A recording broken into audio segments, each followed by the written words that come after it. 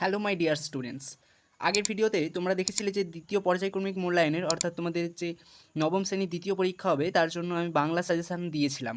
সেই সাজেশানগুলো অবশ্য সকলেই হয়তো লিখে নিয়েছো তোমরা। সেখান থেকে তোমরা 100% কমন পেয়ে র্যাঙ্ক তো করবেই। এবং আজকের এই ভিডিওতে আমি আবারও তোমাদের বাংলা সাজেশান নিয়ে কিছু কথা বলতে চাই। এবং আমাকে অনেকেই তোমরা জানিয়েছো যে শর্ট কোশ্চেনের থেকে তোমাদের প্রবলেম হচ্ছে যে বড় কোশ্চেন কী কী আসবে এবং কোন চ্যাপ্টার থেকে কীরকম প্রশ্ন আসবে। তো সেই জিনিস নিয়েই আজকে কথা বলবো কি যে 3 এবং 5 নাম্বারের কোশ্চেন কোন চ্যাপ্টার থেকে কোন কোন প্রশ্ন তোমরা মুখস্থ করে যাবে। ওকে, তাই আমি একদম চ্যাপ্টার ওয়াইজ কোন চ্যাপ্টার থেকে কী কী ধরনের প্রশ্ন আসবে সেইগুলো তোমাদের কাছে তুলে ধরবো। তাই চ্যানেলটিকে সাবস্ক্রাইব করে পাশে থাকা বেল নোটিফিকেশন অন করে রাখো এবং ভিডিওটি যদি ভালো লেগে থাকে তাহলে একটা লাইক দিয়ে আমাদের মনোবল উৎসাহ বাড়াতে পারো।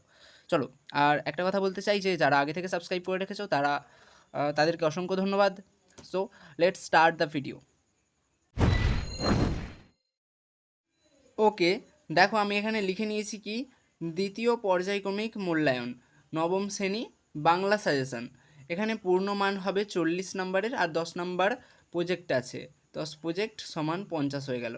ওকে, আর সময় থাকবে 1 ঘন্টা 15 মিনিট। 40 নাম্বার তোমাদেরকে খাতা পেনে লিখতে হবে আর 10 নাম্বার প্রজেক্ট তোমরা অবশ্যই জমা দিয়েছো এখনও পর্যন্ত।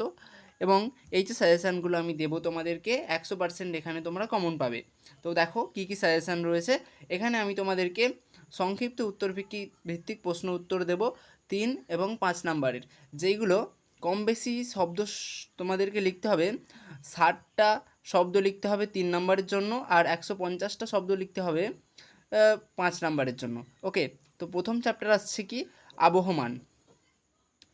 আবহমান চ্যাপ্টার থেকে দেখি কি কি প্রশ্ন পরীক্ষার জন্য বিশেষ ইম্পর্টেন্ট। ওকে, তো দেখো এখানে কি বলেছে। প্রথম 1 নম্বর পয়েন্ট, 1 নম্বরে কি বলেছে, কে এইখানে ঘর বেঁধেছে, ঘর বেঁধেছে কথাটির তাৎপর্য কী। এটা 3 নাম্বার পড়বে। কে এইখানে ঘর বেঁধেছে, ঘর বেঁধেছে কথাটির তাৎপর্য কী, এই লাইনটা থেকে এটা তুলে দিয়েছে। ওকে, তারপরের প্রশ্ন দেখো 2 নম্বর, কবিতা থেকে কি বলেছে। কবিতা থেকে লাইনটা দিয়েছে কি, নোটে গাছটা বুড়িয়ে ওঠে কিন্তু মুড়োয় না, পংক্তিটি ব্যাখ্যা করো। এই গোটা লাইনটাকে ব্যাখ্যা করতে বলেছে। ওকে, ব্যাখ্যা করে দাও। আর এর সমস্ত প্রশ্নের উত্তরগুলো তোমরা নিজ নিজ বাংলা সহায়িকাতে পেয়ে যাবে।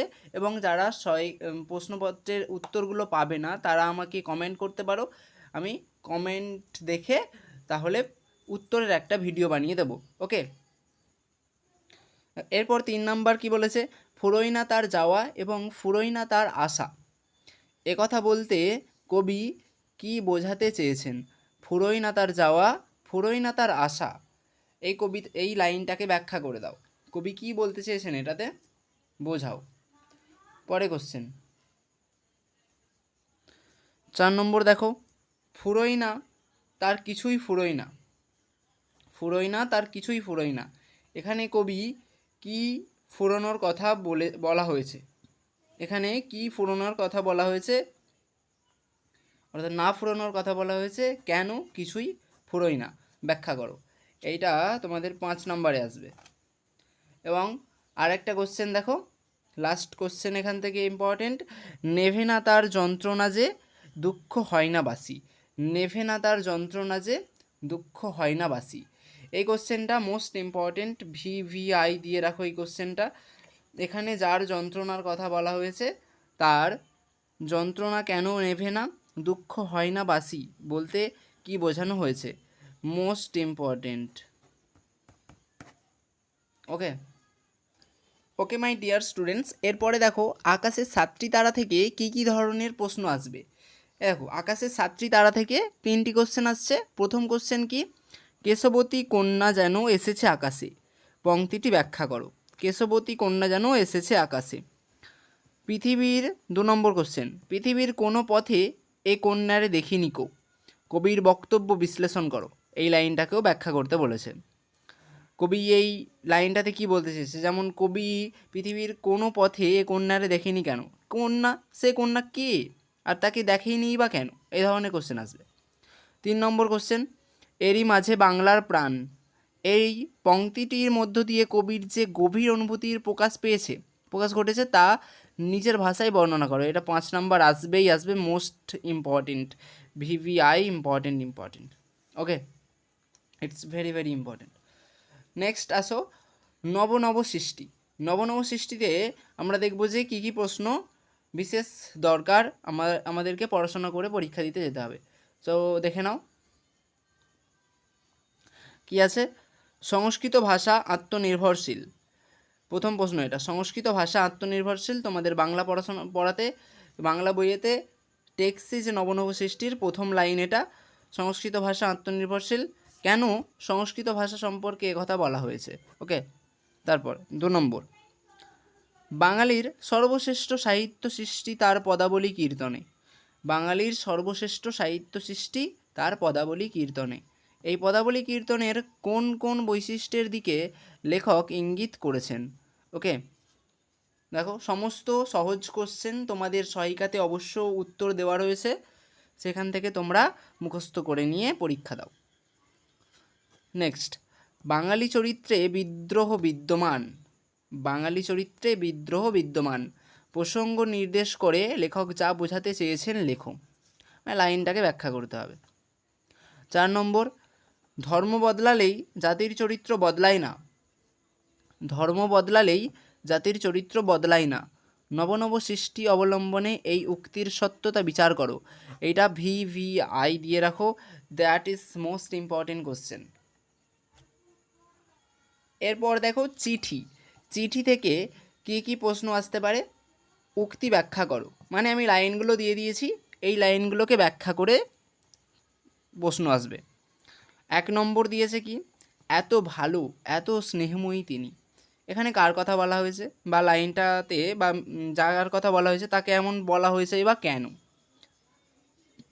কি বলা হয়েছে? এত ভালো এত স্নেহময়ী। দ্বিতীয় কোশ্চেন, নারীকুলের রত্ন বিশেষ, এই লাইনটাকে ব্যাখ্যা করতে হবে, কেন কাকে এমন কথা বলা হয়েছে? এটা বলা হয়েছে মিসেস সেভিয়ারকে। চিঠি গল্পে যে মিসেস সেভিয়ারকে চরিত্রটি রয়েছে সেই মিসেস সেভিয়ারকে বলা হয়েছে, এবং কেন বলা হয়েছে লিখবে। তারপরে, কর্মে ঝাঁপ দেওয়ার পূর্বে বিশেষভাবে চিন্তা করো। এটা কে কাকে কেন বলেছে ব্যাখ্যা করতে হবে। ওকে, এরপর চলে আসো রাধারানী, তোমাদের সকলের প্রিয় গল্প রাধারানী যে ছোট্ট মেয়েটি, সেই গল্পটা। দেখো এখান থেকে 2টো কোশ্চেন বিস্তার ইম্পর্টেন্ট, যেই 2টো কোশ্চেন করে গেলেই তোমরা অবশ্য কমন পাবে, এবং যদি অন্য কোশ্চেনও থাকে তোমরা এই দুটোর মধ্যে যে কোনো একটা অ্যান্সার লিখে আসলেই হবে। এটা কেন বলছি, কারণ এই 2টো কোশ্চেনের উত্তরগুলো এমনই, যে কোনো কোশ্চেনের উত্তর লিখে দিলেই তোমরা বিশেষ একটা নাম্বার পাবে। কি বলেছে কোশ্চেন 2টো? মোকদ্দমাটি বিধবা হাইকোর্টে হারিল। এই বিধবা পরিচয় দিয়ে তার পরিণতি কি হলো তার সংক্ষেপে লেখো। Most important question, very very important. 2 নম্বর কোশ্চেন, তাহারা দরিদ্র কিন্তু লোভী নয়। কত সুন্দর একটা কথা, তাহারা দরিদ্র কিন্তু লোভী নয়। মন্তব্য ব্যাখ্যা করো। তাহারা দরিদ্র এই কথা কে বলেছে? অবশ্য লেখক বলেছে। আর কেন তারা দরিদ্র কিন্তু লোভী নয়, কী প্রসঙ্গে এই কথা বলা হয়েছে, সেই সমস্তটা লিখতে হবে। ওকে, লেখো। এরপর শেষে আমি জানাবো করভাস সম্পর্কে। করভাস থেকে তোমাদের অনেকের চিন্তা থাকে যে কোন কোশ্চেনটা করে যাবে, কোন কোশ্চেন মুখস্থ করতে হবে। এখানে আমি তোমাদের কথা শুনে তোমাদের কমেন্ট দেখে 2টো কোশ্চেন বলছি, সেই 2টো কোশ্চেন বিশালভাবে তোমরা মুখস্থ করে যাও। এই 2টো কোশ্চেন ভিভিআই দিয়ে রাখো, মোস্ট ইম্পর্টেন্ট। ওকে, মোস্টলি এই 2টো পড়বে, আশা করছি এই 2টোই পড়বে, অন্য কিছু পড়বেই না, বা এই 2টো মুখস্থ করে গেলে তোমাদেরকে অন্য কিছু পড়তেই হবে না। ওকে, তো চলো প্রথম কোশ্চেন কি বলেছে। ম্যালিফাউল ও গ্রিব নামের পাখি সম্পর্কে আমরা করভাস গল্পে কি কি তথ্য পাই? ম্যালিফাউল ও গ্রিব, এই যে 2টো পাখি আছে, এই 2টো পাখি সম্পর্কে আমরা যা যা জানি সেইগুলো আলোচনা করব। আচ্ছা, 2 নম্বর, করভাসের মানব সুলভ বুদ্ধির পরিচয় কোন কোন ঘটনায় পাওয়া যায় লেখো। করভাসের যে বিস্তার বুদ্ধি, সেই বুদ্ধি আমরা কি কি ঘটনা থেকে জানতে পেরেছি সেটা আমরা একটু পরিচয়টা দেব। ওকে, তাহলে চলো আজকের ভিডিওটা এখানেই শেষ করছি। এটা রয়ে গেল তোমাদের বাংলা সাজেশান নবম শ্রেণীর পার্ট 2। তোমরা যদি চাও তাহলে পার্ট 3 আমি আনতে পারবো এবং সমস্ত বিষয়েরই সাজেশান আমি দেবো।